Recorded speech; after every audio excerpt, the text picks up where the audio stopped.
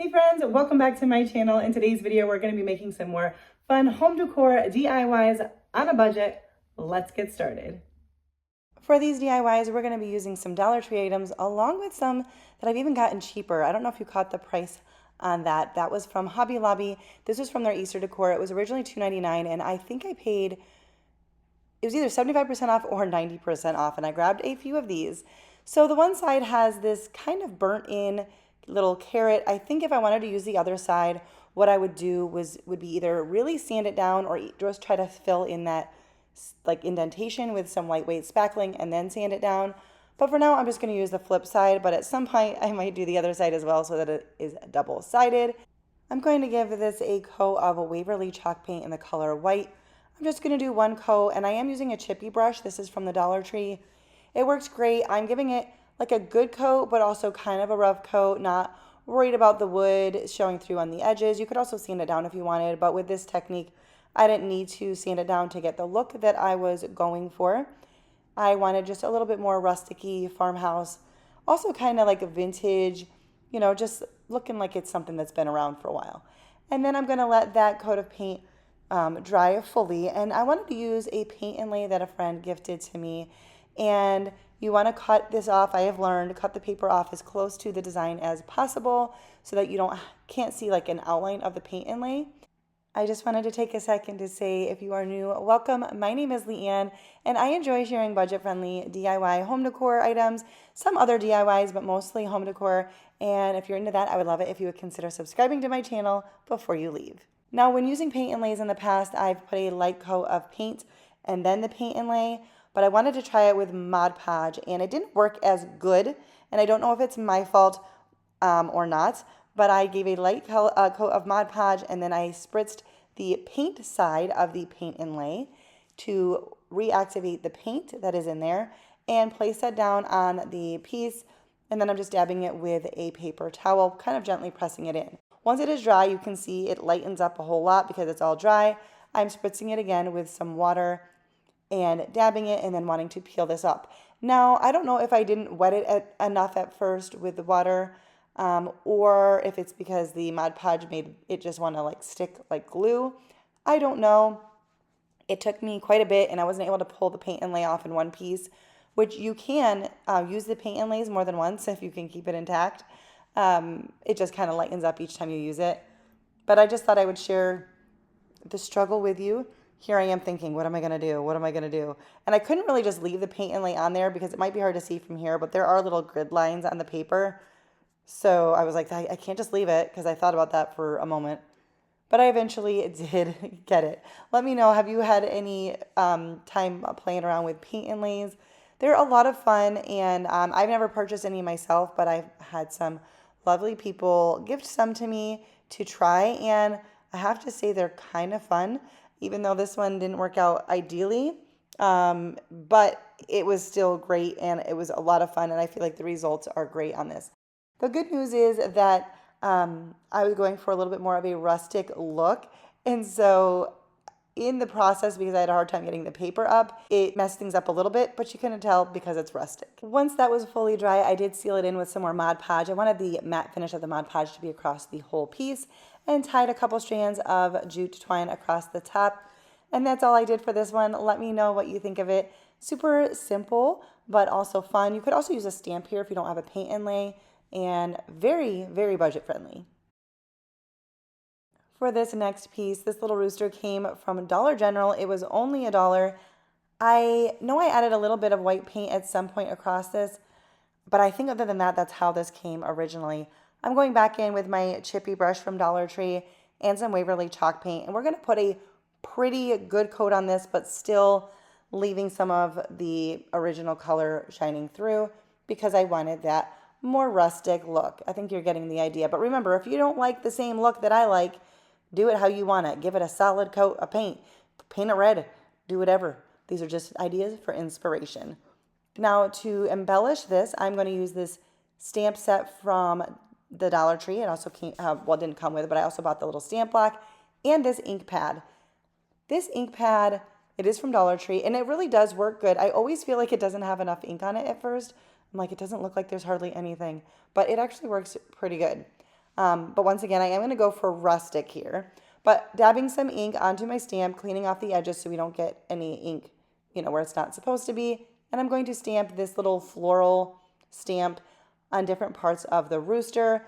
Not fully on, just kind of an edge here, a corner here, just kind of all over the place. And I'm wanting it to look, again, faded, worn, old. That is the look I like. So I don't know if I'm going to ever move past the farmhouse look. I'm not like super, super farmhouse, I don't think, but I do like the more natural elements, woods and metal, that kind of thing, and a lot of neutrals. So it kind of just falls into the farmhouse rustic deal. When you're done with your stamp, make sure you clean it off right away just to preserve it. And I just used a baby wipe. And here's how it is. That's all I did here. Dollar General had a few different animal shapes. You'll probably see them or have seen them in more videos coming up. But I love how this one came out. Very simple, but I love it. Up next, I have this resin piece that a friend gave to me. Something else I haven't used is resin, but I have a friend who poured some into molds for me and gave them to me, which is wonderful. So I'm going to give this a couple coats of white paint. I am going to do, maybe I only do one coat, but I'm going to do a good coat, and I'm making sure to go back in with a paintbrush and take off any excess that may puddle into the details. So I did take my time on this. If you do not have a resin piece or a clay piece, you could use any type of embellishment. If you find a pendant from a piece of jewelry, maybe at a thrift store, or an embellishment off of a Dollar Tree item that you take, that you take apart, or I don't know. There's so many different things. When you walk through the craft stores or Dollar Tree, walk down all the aisles. Okay, yeah, I guess I am doing two coats here. But go through all the aisles because you just don't know where you might find something that would work. So now we are going to go in with some antique wax by Waverly, and I'm going in with a good bit of this, and I'm making sure I get into all of the nooks and crannies. And once we get this across the whole piece, we will then begin to wipe it back. What happens when you do this is that wax gets down into the grooves, and it just highlights and brings out all of those fabulous, fabulous details.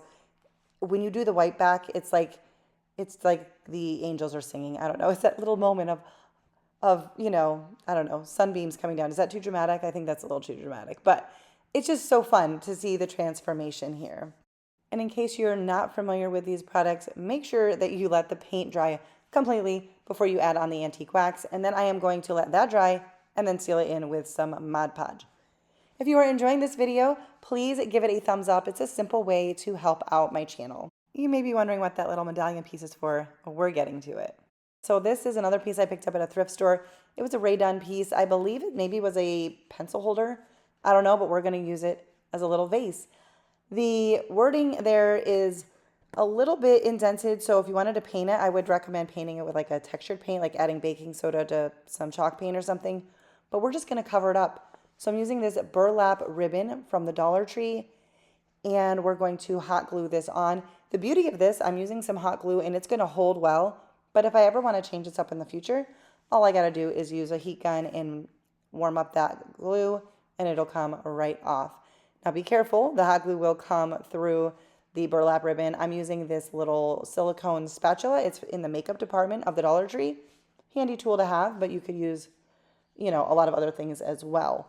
And we're just going to try my best to pull this tight. It didn't end up being super, super tight. The burlap ribbon has so much give and stretch to it, but it still stayed in place, so I consider it a win. Now we're going to be covering this up with the medallion. If you are going to use something smaller than like to cover this up on top, then I would say make sure to have as little overlap as possible. But because I knew that I was going to be covering it up, I wasn't worried. And then I'm layering with this lace ribbon from the Dollar Tree and just going to hot glue that on top as well. Press that in, holding it as tight as I can, and then we're going to add on this medallion. Now I was pouring the hot glue on top of it, and I thought the hot glue was going to reach my finger. It didn't, but I dropped it anyway. But I'm working on this little silicone mat, so the hot glue is just going to peel right up, no harm, no foul. And we're just going to put a good amount of hot glue on here. And then I'm going to press that in nice and good, and that additional hot glue will go through the burlap ribbon to add some added contact to the piece. And then I added in some lamb's ear and styled it that way. And I love how this came out. I think it is neutral, but it's got the pretty flower. Again, use colors if you want colors. Make it your own. Do it how you like it. But I love this little vase. Let me know what you guys think about it. I did this one on such a great budget. I mean, a couple of dollars with everything combined. For this next one, I have this mini rolling pin, and a friend gave this to me, but I have gotten these at Hobby Lobby, either totally solid, like just wood, no color whatsoever, or I've gotten them after holidays and different patterns or colors on it, and they're really easy to find. At least at Hobby Lobby, that's probably where I would have found them the most, but I also don't go to like Michael's very often. So I'm just going to start by painting the handles, although the red handles are nice. They're not going to go with what I'm doing today. So I'm going to paint them with Waverly chalk paint and the color ink. This really covered well. I was surprised with the red. I was like, oh, I should have sanded this first, but it covered well with one coat. But I will admit I did go in and do a second coat. I don't know. I just wanted, you really couldn't see the red at all. It wasn't necessary, but I did it. I'm just using a piece of scrapbook paper, a scrap of scrapbook paper, and shoving that underneath the handle to prevent any of the black paint getting on the wood itself, because we're going to do something else with the round middle part of the rolling pin. If you do not have a heat gun in your crafting supplies, I highly recommend it, especially if you're trying to do projects and like want to move along. I have mine linked in my description box. This is the same one. I got the link for it from Sammy from Unicorn Dust Designs, and I love it. For the longest time, I used my hairdryer, so if you don't want to buy a heat gun and you have a hairdryer, you can do that. But eventually my hairdryer went out on me, and I don't use a hairdryer, so I didn't need to buy another hairdryer, so I got the heat gun. So anyways, just wanted to mention that. For the center, I wanted to stain this and make it look like it is. It's wood. So I went over this with some antique wax by Waverly, and depending on how dark you want the antique wax to be, depends on how much you put on and how long you let it sit.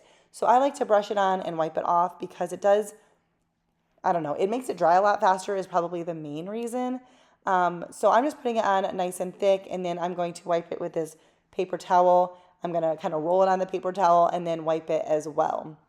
If you don't want to paint it, you could also do some decoupage with like a tissue paper or a napkin, or you could put some scrapbook paper on it. I've done those things as well, but I really just was going for that more simple, neutral look here, however you want to do it. Now, when I painted this part, what I was doing was pressing the rolling pin down on the table, on the surface I was working on, and that pushed one end up higher. If you're familiar with rolling pins, I think you probably know what I mean, but this one moved a little bit, and that helped me get the antique wax on this, but without getting it onto the handle at all. Now, if you want, you have like if you have a Cricut or something and you wanted to print off some vinyl or cut out some vinyl, I guess it would be, to add a word, that'd be great. But I really just wanted to keep it, like I've already said many times, a little bit more simple. So I'm just using some lace ribbon from the Dollar Tree. I love this ribbon. It is, it's lace, so it has a little bit of a feminine touch to it, but it's also very simple. And I don't know, I just love it. So I'm just going to tie this on the top of the rolling pin and add a little bow, just tie a little simple shoestring bow across the top, or on the top rather. You could also put it, I guess, on the middle if you wanted, but I did it around one of the handles. And that is all I did for this piece. Let me know what you guys think about it. Would you do more color? What is your preference, your style? I do like to hear from you guys how, what you think or how you would do it differently. It's nice to all learn from each other. This next one is a little ladder, it's like a mini blanket ladder. You could use it for a tea towel or something if you wanted. And I realized I needed a tougher grit sandpaper, so I'm going to change this out. But this came from Dollar General. Telling you, Dollar General, especially after season, clearance is where it's at. I probably paid 10 cents for this, maybe 25 cents. It was just a solid wood, and it had the letters for Joy, Joy, on each ladder rung, and I bought a couple of them. So at some point, I put a little bit of white paint on this, so I'm just going to sand it back because I want to stain it with that antique wax. So I'm just going to sand back some of that white paint, and then we're going to go in with the antique wax by Waverly. So once again, you're going to just brush on the antique wax. Sometimes I do this with a cloth or a paper towel or even a baby wipe, but today I decided to brush it on with a paintbrush and then wipe it back. And I'm just going to do all of the sides of this. If you do not have one of these ladders because you didn't catch them at clearance at Dollar General, you can buy square dowel rods at craft stores, at Walmart, like the round dowel rods, but they do make them in a square. And I think that if you cut that down, that would be a great piece to make one of these mini blanket or tea towel ladders. I ended up not hanging on I ended up not hanging a tea towel on it. Even though I do use this in my kitchen. I'm going to show the little vignette in my kitchen, but that's definitely a way that you can style it. And I just wanted to give you an idea for making one if you don't happen to have one of these. I'm sure you could also just use some scrap wood pieces you have or could buy at like Lowe's or Home Depot. But I thought those little round or square dowel rods would be great for this as well. And if you don't have fancy tools, you can just attach it with like some wood glue or whatever. So that is it for the mini ladder, but I wanted to make a bead garland to go on that. So we're going to do that now. I just kind of pulled out my bead stash. I picked up beads, beaded garland from like Walmart or other places after Christmas clearance. They have some that are even natural beads, which is where some of these came from. Some of these came from the Dollar Tree. Some of them came from beaded garlands from the Dollar Tree that I took apart. That's where some of those colors come from. Sometimes I have painted beads. Anyways, I've got a stash now. And I'm just going to take some twine and I'm going to just wrap some clear tape around the end to kind of give me a point to thread the twine through the beads. It definitely makes it easy. And I kind of created a pattern with different size beads. And then partway through here, I'm like, ooh, there's some black beads in there. I could have painted some, but I didn't want to. And I found some that were already black in my stash. And I am just going to put a thread of these beads on the twine in the pattern that I chose, kind of going with the theme of everything else I was making today. All of the items I'm making in today's video are going to go together to be styled together. So I was kind of keeping that in mind as I was making each of these items. Beaded garlands are so easy and fun to make. And what's great is if you kind of get bored with one, just cut the twine and save the beads and make another one. I definitely do that sometimes. So I don't know. I like it.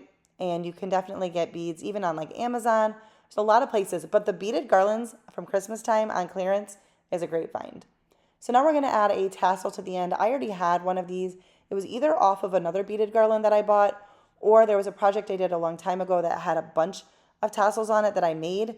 And when I was kind of over that project and moving on, I saved all the tassels. But there's a lot of tutorials online to make them if you would like a tutorial for that.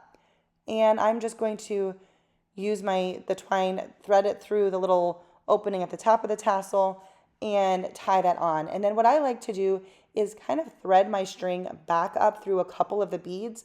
I'm not using any hot glue here or anything, but just threading it back up I feel like makes it even less likely to come undone and come untied. So I'm going to thread that up a couple of them and then trim off the excess.